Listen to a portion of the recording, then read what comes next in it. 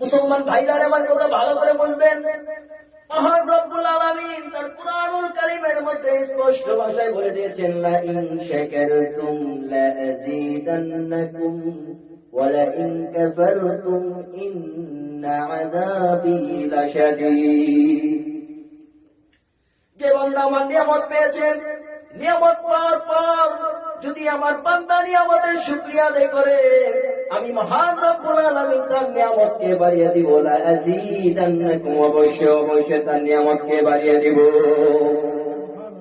ওয়া লা ইন কাফারতুম ইন্না আযাবী লাশাদীদ।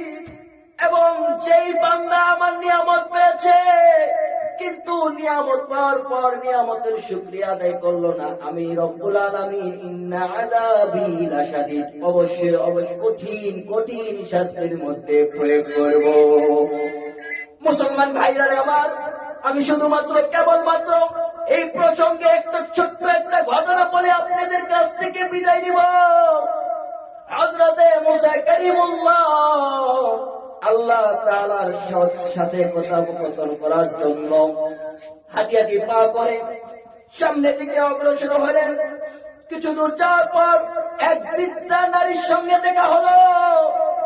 ওই বৃদ্ধা বুড়িমাটি আল্লাহর পয়গম্বর